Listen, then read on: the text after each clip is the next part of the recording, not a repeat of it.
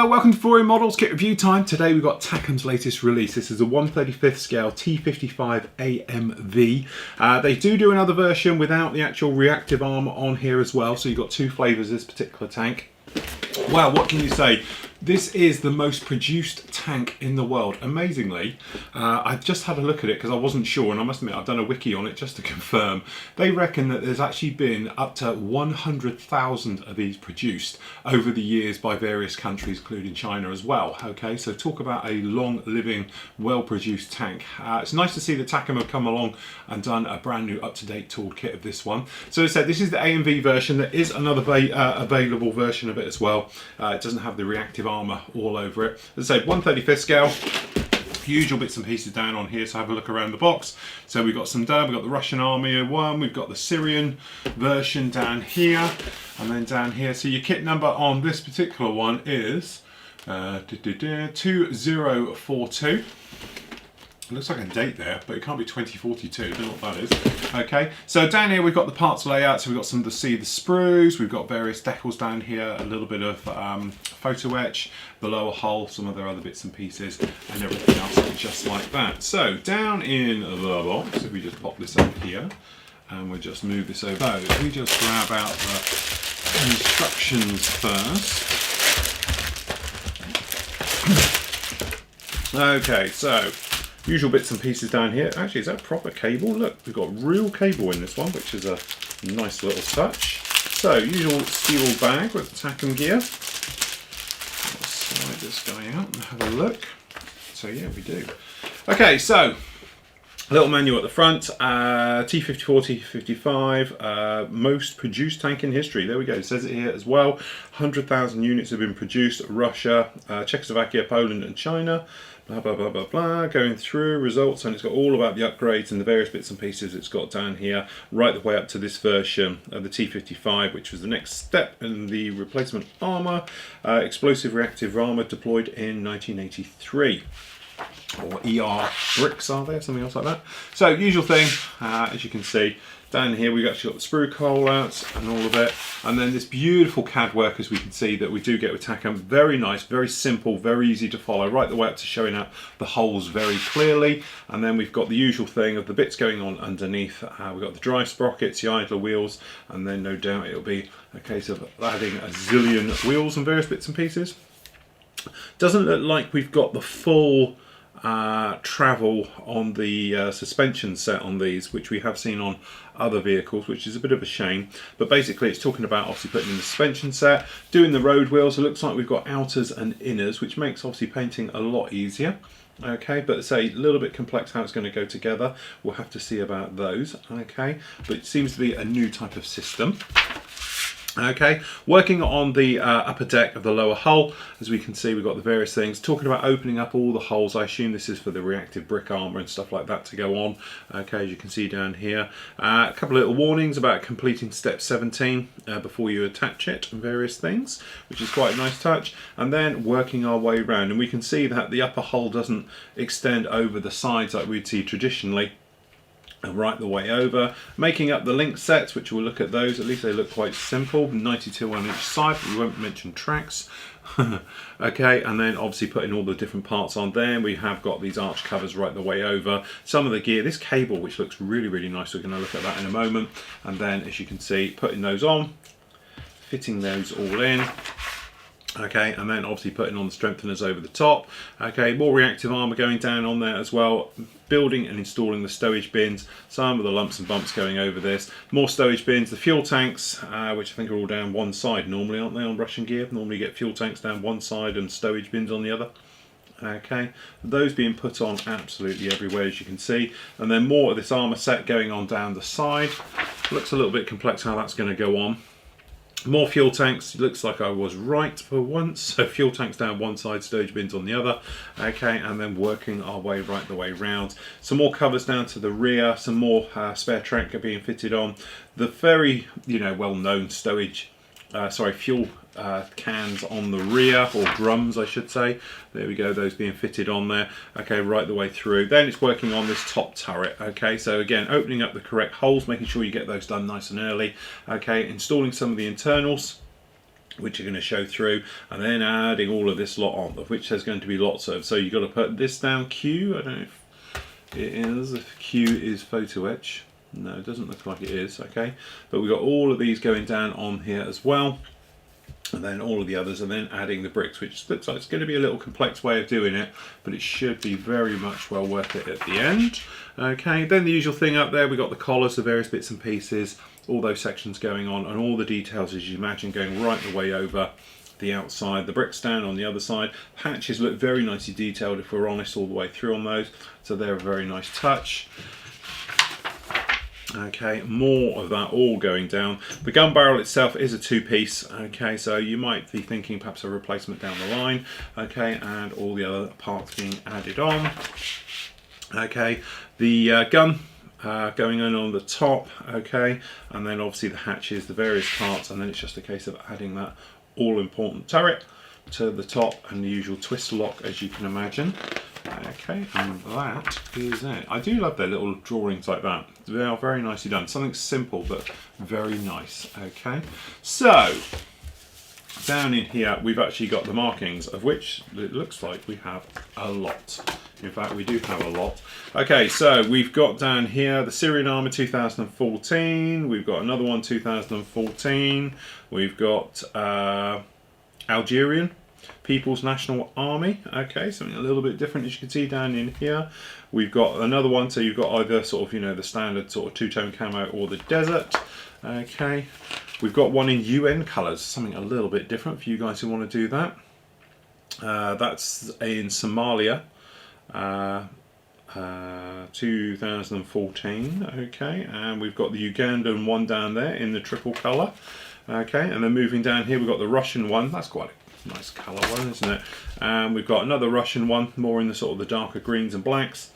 We've got down here another Syrian one from the Syrian Civil War. Okay, and we've got, what else have we got? More Syrian, different markings for it, very much a Syrian theme by going down here. But that is a hell of a lot of different markings all down there. So very much the marking guide and everything else. We've got a small correction sheet. Okay, so this is about that suspension set on the big front. Okay, so make sure you have a look at that. We've got another correction sheet, at least they found it and they are marking it up. So it looks like these could be very small parts going down on these there, putting those in. Okay, the decals, we won't really bother having a look at those because they are what they are, so no problem with those. And we have got a very, very thin piece of photo etch. You can see it just down there.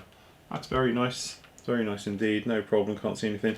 Thing is, already it's got a small bend on it, which can be a bit of a problem with your grills and that, so try and keep that as flat as you possibly can. Okay, right, and this, which is the first time I've actually seen steel braided cable in a kit. That is very, very nice touch. I don't know how useful it will be, because obviously you've got to curl this stuff up, but it does seem to bend on itself very, very nicely. I don't know if it will hold its shape. It does to a certain extent as well. It's quite a soft feel to this. It's actually a really nice. My only thing is it's probably going to start unraveling already, as you can see at one end. But it is a soft braided, so you can bend this quite heavily and it will hold its shape, which is a very nice touch. First time I've seen something like that. Okay, so let's start on the lower hull. Now we're going to get a knife. Get in here. Okay, so lower hull, as you can see, no problem with that whatsoever. Some very nice details, quite simply moulded. We can see the seam, we've got a seam running all the way down on here. Okay, but I don't know how well this is. You might see we've actually got seam lines down here, and then it's going to make a little U's down here. It's obviously a multi-part injection process onto this one. Goes in there quite heavily, the front and the rear, but the details are all very nice. They're crisp, no problem really on that. They seem to be pretty much all good. Just to say, a couple of swipes with the sanding stick to take them out and you'll be good to go. Okay, so where are we going to start? Where are we going to start? Okay, let's start in here. Try and get in these bags, it'll be even better. Okay, come on.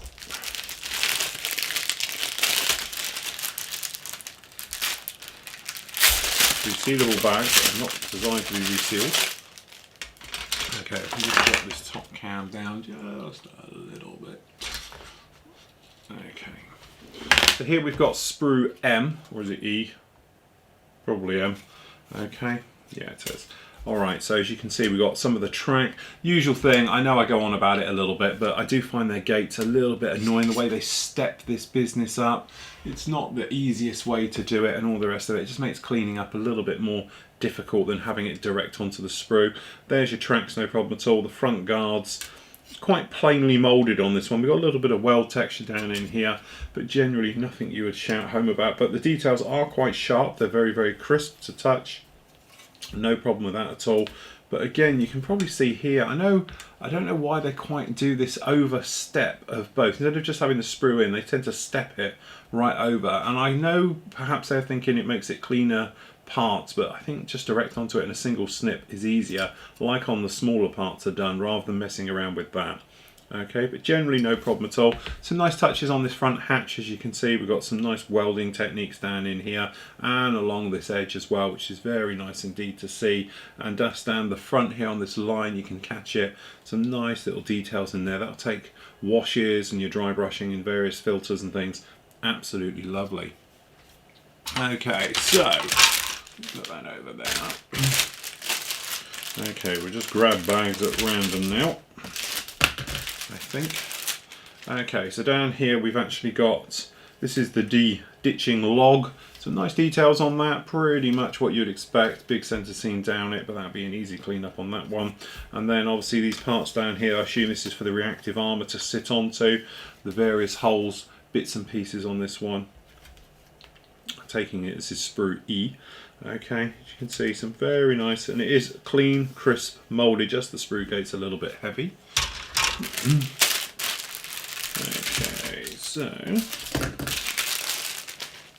again, we've got some nice details on the collars, the hatches, the various bits and pieces like that. No problem at all on sprue K here. The gun itself is quite nice. It's actually got a very nice muzzle brake on it as well.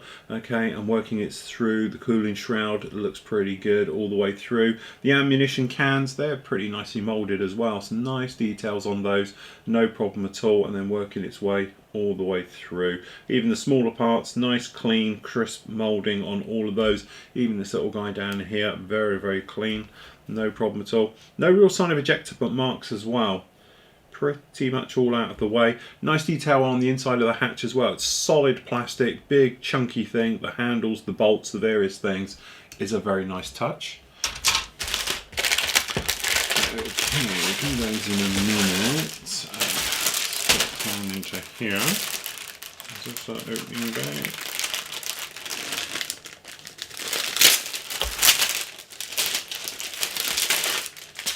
Okay, so this is a sprue H. We run up it, as we can see, very nice job on all the cleats, the various bits and pieces all down here, all very clean, crisp moulding, no sign of flash or anything, or burring or anything whatsoever actually. Okay, some very nice details on all of these. The gun barrel itself obviously is going to be a two-piece, it'll be a bit of a pain, going to need some work on that. But again, these hatch details, very nice, very solidly done, nice detail. The bolts are shining through, very nice indeed, right the way over, right the way down to here. The bolts holding this on, they're all clean, crisp, sharp bolts. The lower side, obviously the collar from the upper turret. Down here, obviously onto the lights, the various things. All very nicely done indeed. And even on the blind sides, as I say, all the things inside of the hatches. We've got no ejector pins on anything that is seen. We have got ejector pins on these, but nothing else. But again, the way that these are going to go on, to clean these up would be a right pain. So you've only got to take a tiny bit of depth out of it, and you end up with a filler job needed in your barrel. Okay, but as you can see, no problem at all on sprue H. Okay,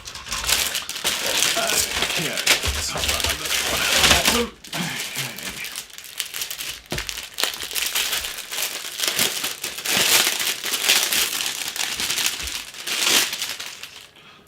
Alrighty, so here we've got sprue J.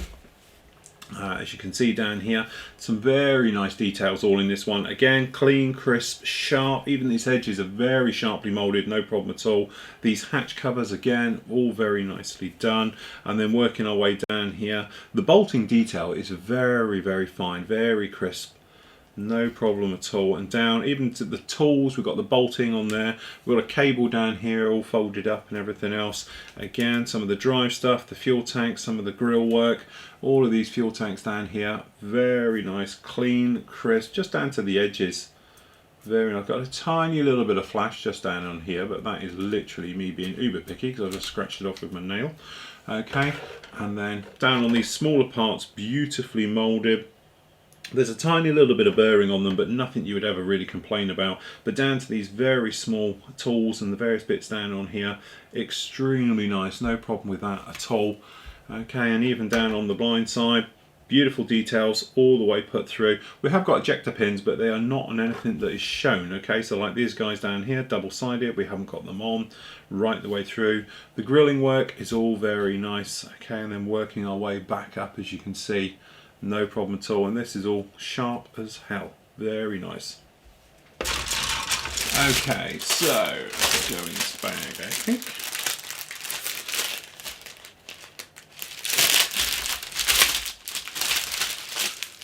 Okay, so down here we've got some of the reactive armor in the bricks that are actually put down on there. Again, clean, crisp, sharp moulding, no problem at all with that. Very, very nice, all of those. And the little pins for actually locating them on are all solid as well on sprue are here. Very nice.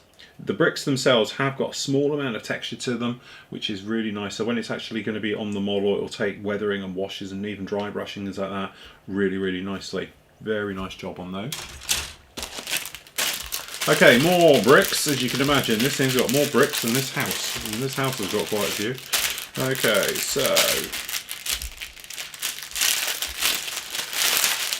this will be a little bit of testament to moulding. So we've got a lot of small parts here on sprue Q. As you can see, each individual bricks, again, a little bit heavily gated onto the item. It would have been nicer to have some smaller ones put on there. Okay, and these slanted ones, very nicely done, all the rest of it. But it's amazing because some of the smaller parts, like these guys down here, got very small sprue gates on there. So they can do it. It's just that for some reason they tend to mould them quite heavily. I should think a lot of this is to get it out of the mould. It will come out of the mould extremely easily with a thicker gate. You're not going to ruin your part getting it off. Okay, so down here we've actually got the road wheels, drive sprockets, idlers, things like that. Obviously it's a match pair, so we just look at one. So this is sprue V, as you can see. Again, very nice, no problems at all, can't see any problems. The thing you don't ever see with Takom is any type of mismold and any particularly big sort of burring on the sprues and various things like that. So this is that two-part wheel system. So you've got the actual road wheels down here, then they're going to have a sleeve over the top. This is the inner hub as it goes through. Quite an ingenious way of doing it that I haven't seen. You've got a tiny little bit of flash down in here, but again, all of their flash literally is thin enough to scrape off with a nail. So no problem with those. Speaking of those wheels, let's have a look. Luckily they haven't gone down the route of trying to do it in rubber, because that just never works.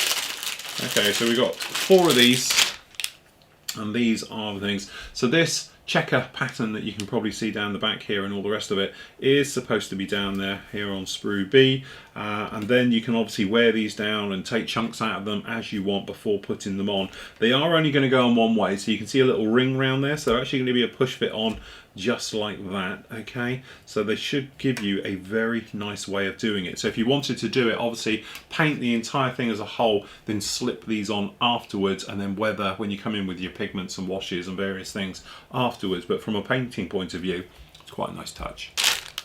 Okay, so down in here we can get into it, some nice detail on the side. Okay, so this is the side skirts. Again, very nice, sharp, clean, crisp, no problem against that. The hinge detail, very nice. You can see all of the bolts, you can see the pins holding it down, and all the areas like that. On the inside, obviously nothing, but the lower skirt still got the actual cleats part going in there and everything else like that. So again, very nice indeed. We do have another barrel, so we get 2 barrels in the kit to make sure you've got the right one. So we did say this kit does come in different flavours. Again, this is probably the version I should think we are after. This is the correct barrel. It's got the smooth bore, I assume, on the end. Okay, very nicely done. It is hollow as well. Again, all of these parts beautifully done, no problem with this at all. Got the smoke discharges on the end here, again nicely done.